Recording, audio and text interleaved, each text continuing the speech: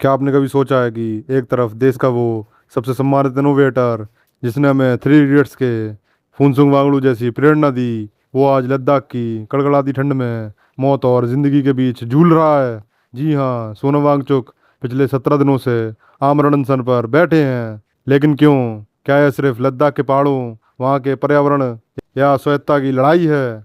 नहीं, इस बार बात बहुत आगे बढ़ चुकी है। इस बार यह लड़ाई दिल्ली के सत्ता के गलियारों से लेकर भारत के उस सबसे काले और गहरे नासूर तक पहुंच चुकी है जिसने इस देश के करोड़ों युवाओं के भविष्य को दीमक की तरह चाट लिया है। The paper leak mafia.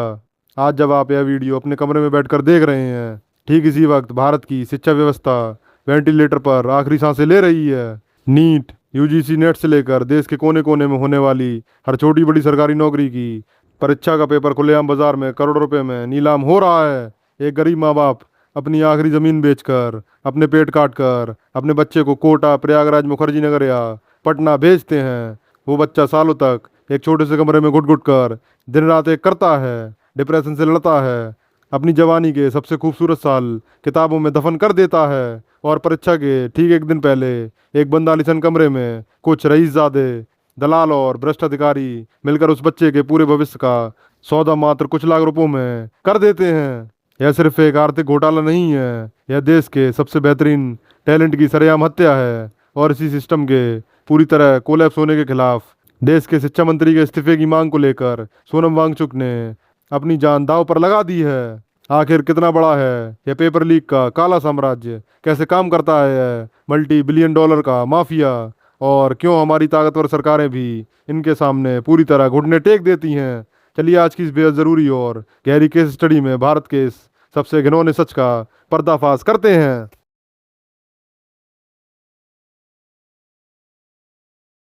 आम जनता को अक्सर लगता है कि पेपर लीक का मतलब बहुत सीधा होता है कि किसी चालाक छात्र ने परीक्षा हॉल के भीतर से मोबाइल के जरिए प्रश्न पत्र की फोटो खींची और उसे व्हाट्सएप पर वायरल कर दिया। अगर आप भी आज के दौर में ऐसा ही सोचते हैं तो आप बहुत बड़े भ्रम में जी रहे हैं। भारत में पेपर लीक अब कोई छोटी मोटी चोरी या इत्तेफाक नहीं है। यह एक पूरी तरह से संगठित कॉरपोरेट स्टाइल में चलने वाला अंडरग्राउंड सिंडिकेट है जिसका सालाना टर्नओवर हजारों करोड़ रुपए का है। आइए बहुत ही आसान भाषा में समझते हैं इस माफिया का 4 स्टेप बिजनेस मॉडल कि आखिर ये सिस्टम में सेंध लगाते कैसे हैं। इसका पहला कदम होता है द इनसाइडर सोर्स। एक प्रश्न पत्र के बनने से लेकर परीक्षा केंद्र तक सुरक्षित पहुंचने के बीच कई कड़ियां होती हैं। माफिया की सबसे पहली और गहरी पहुंच होती है सीधे उन अति सुरक्षित गुप्त प्रिंटिंग प्रेसों में जहां ये पेपर छपते हैं। वहां के किसी बड़े अधिकारी या कर्मचारी को करोड़ रुपए का लालच देकर रातों रात पूरे सेट की कॉपी बाहर निकाल ली जाती हैं। और आज के डिजिटल दौर में जहाँ ज़्यादातर परीक्षाएं कंप्यूटर बेस्ड टेस्ट यानी ऑनलाइन होती हैं, वहाँ एंट्री होती है हाईटेक हैकर्स की। ये हैकर्स रिमोट एक्सेस सॉफ्टवेयर जैसे एनिडेस्क के अल्ट्रा व्यूअर के जरिए परीक्षा केंद्र के मुख्य सर्वर या कंप्यूटर को ही हैक कर लेते हैं।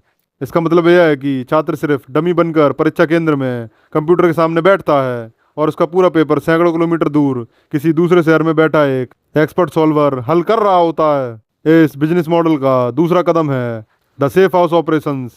परीक्षा से ठीक 24 से 48 घंटे पहले देश के अलग अलग कोनों जैसे पटना, लखनऊ, रांची या जयपुर के बाहरी इलाकों में कुछ गुप्त होटलों, मैरिज हॉलों या फार्म हाउसों को पूरी तरह बुक किया जाता है। जिन अमीर छात्रों ने एडवांस में मोटी रकम दी होती है उन्हें बंद गाड़ियों में वहां लाया जाता है। उनके मोबाइल फोन और सारे गैजेट्स तुरंत जब्त कर लिए जाते हैं और पूरी रात उन्हें लीक हुए असली प्रश्न और उनके उत्तर रटवाए जाते हैं। अगली सुबह ये छात्र सीधे परीक्षा केंद्र जाते हैं, बिना किसी मेहनत के 100% नंबर लाते हैं और टॉपर्स की लिस्ट में शामिल हो जाते हैं। इसका तीसरा और सबसे खतरनाक लिंक है द कोचिंग इंस्टीट्यूट्स। इस पूरे खेल में देश के कुछ बड़े और नामी कोचिंग इंस्टीट्यूट्स पर्दे के पीछे से सबसे बड़ी भूमिका निभाते हैं। इन इंस्टीट्यूट्स के पास डेटा होता है कि कौन सा छात्र कितना अमीर है और कौन पैसे दे सकता है। ये माफिया के लिए प्राइम एजेंट का काम करते हैं। जब कोई पेपर लीक होता है तो ये कोचिंग्स अपने ब्रांड का रिजल्ट चमकाने के लिए भी इसका भारी इस्तेमाल करती हैं ताकि अगले साल उनके पास लाखों नए मासूम छात्रों का एडमिशन हो सके और उनकी अरबों की कमाई का चक्का बिना रुके चलता रहे। और इस पूरे मॉडल को जो चीज़ जिंदा रखती है वो है इसका चौथा कदम the political and bureaucratic shield.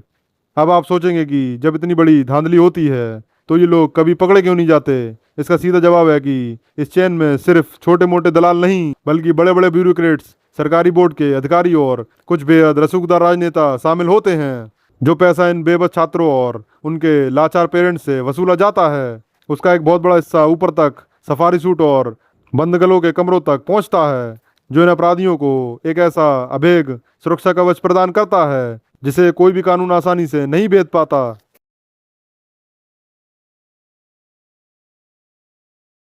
अब यहाँ पर एक बहुत बड़ा और महत्वपूर्ण सवाल यह उठता है कि जो इंसान हमेशा पर्यावरण, ग्लेशियर्स, लद्दाख के पहाड़ों और क्लाइमेट चेंज की बात करता था, यानी सोनम वांगचुक, वे अचानक इस पेपर लीक और देश की शिक्षा व्यवस्था के मुद्दे पर इतने उग्र क्यों हो गए, और वे सीधे देश के शिक्षा मंत्री के इस्तीफे की मांग पर क्यों अड़ गए हैं।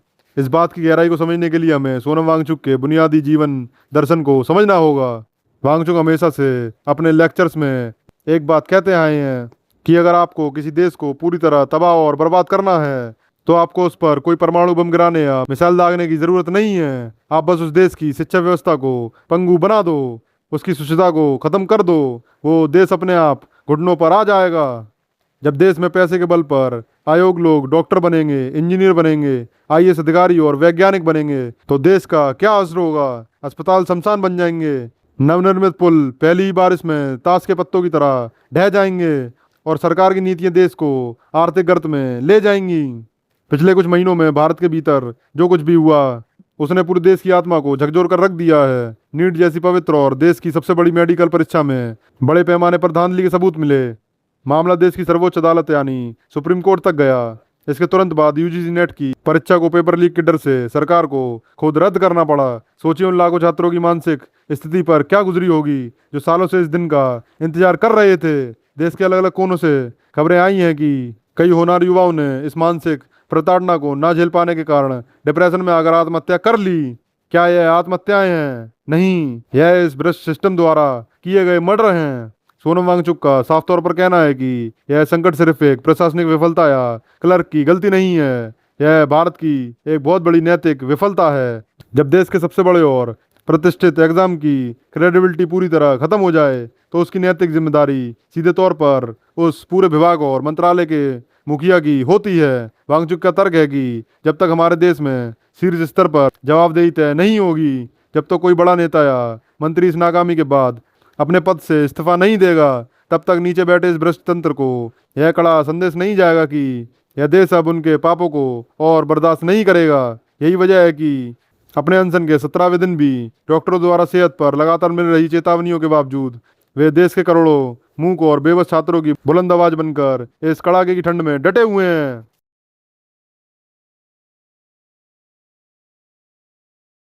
चलिए अब इस पूरे राष्ट्रीय संकट को एक भावुक छात्र की नज़र से हटाकर एक अर्थशास्त्री यानी इकोनॉमिस्ट के चश्मे से देखते हैं।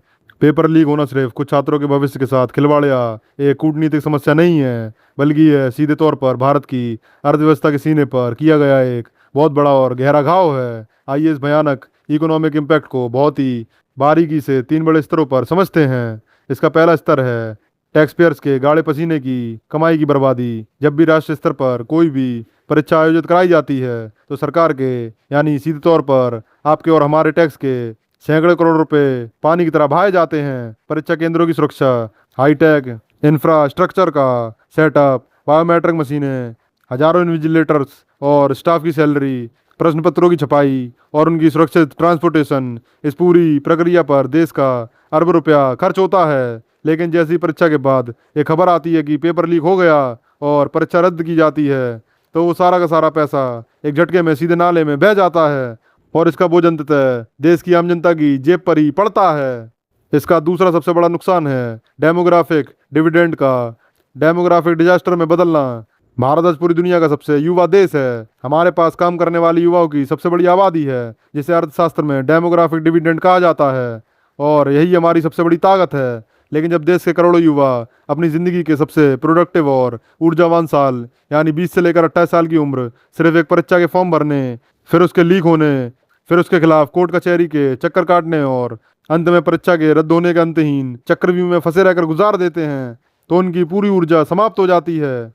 वे धीरे धीरे अवसाद और बेरोजगारी के दलदल में धंस जाते हैं। यह किसी भी देश के लिए उसके सबसे बेशकीमती मानव संसाधन यानी ह्यूमन रिसोर्स की सबसे दर्दनाक और भयानक बर्बादी है। और इसका तीसरा स्तर है कोचिंग माफिया की पैरेलल इकोनॉमिक का मजबूत होना। इस पूरे पेपर लीक के डर और अनिश्चितता के माहौल की वजह से भारत के भीतर एक समानांतर अर्थव्यवस्था खड़ी हो गई है जिसे हम कोचिंग इंडस्ट्री कहते हैं। आज भारत में इंडस्ट्री 15,000 करोड़ रुपए से भी बड़ी हो चुकी है। मध्यम वर्ग और गरीब परिवारों के मन में यह खौफ इस कदर बिठा दिया गया है कि बिना लाख रुपए की महंगी कोचिंग के इस देश में कोई भी सरकारी नौकरी या कॉलेज सीट मिलना नामुमकिन है। और यही डर इस पूरे माफिया साम्राज्य के लिए सबसे बड़े ईंधन का काम करता है। एक तरफ भारत का गरीब और शोषित परिवार अपने बच्चों के सुनहरे भविष्य के लिए कर्ज के अंतहीन जाल में फंसता चला जा रहा है, और दूसरी तरफ ये माफिया और बड़ी बड़ी कोचिंग्स के संचालक आलीशान महलों में रहकर अरबों का साम्राज्य खड़ा कर रहे हैं।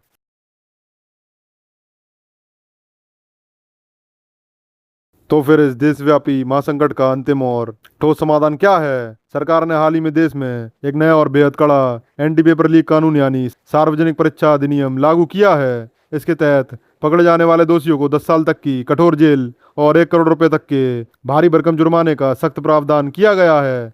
लेकिन क्या ईमानदारी सोचिए, सिर्फ पन्नों पर एक कड़ा कानून बना देने भर से यह खतरनाक और रसूखदार माफिया रुक जाएगा?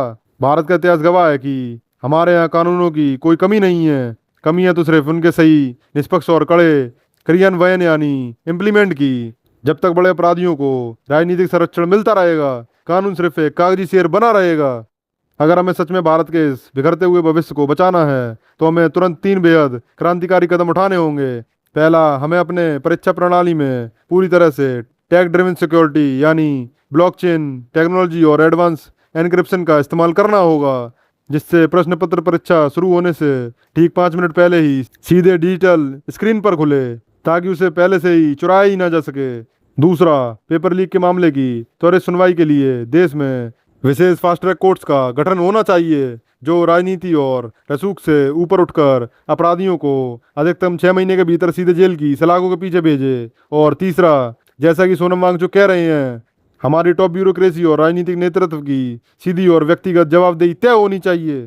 सोनम वांगचुक का यह आमरण अनशन सिर्फ लद्दाख के एक एक्टिविस्ट की जिद नहीं है, यह इस देश के करोड़ों युवाओं के टूटे हुए भरोसे और उनके स्वाभिमान को वापस जोड़ने की एक आखिरी और बेहद पवित्र कोशिश है। अगर आज भी देश का युवा, देश का मिडिल क्लास और देश के प्रबुद्ध नागरिक इस अन्याय के खिलाफ चुप रहे, तो आने वाली पीढ़ियां हमारे इस मौन के लिए हमें कभी माफ नहीं करेंगी। इस बेहद संवेदनशील और गंभीर मुद्दे पर आपकी निजी राय क्या है? क्या देश के शिक्षा मंत्री को इस अभूतपूर्व संकट की नैतिक जिम्मेदारी लेते हुए अपने पद से तुरंत इस्तीफा दे देना चाहिए? और क्या सरकार का यह नया कानून इस गहरे फैले माफिया तंत्र को उखाड़ फेंकने में कामयाब हो पाएगा? अपने विचार नीचे कमेंट सेक्शन में पूरी ईमानदारी के साथ जरूर शेयर करें। अगर आपको आज की यह गहरी, निष्पक्ष और गहन रिसर्च बेस्ड केस स्टडी देश के हित में ज़रूरी लगी हो तो इस वीडियो को एक लाइक ज़रूर दें, हमारे चैनल को सब्सक्राइब करें और इस आवाज़ को देश के हर एक छात्र, हर एक माता पिता और अपने दोस्तों के साथ व्हाट्सएप और सोशल मीडिया पर ज़्यादा से ज़्यादा शेयर करें। बहुत बहुत धन्यवाद। जय हिंद।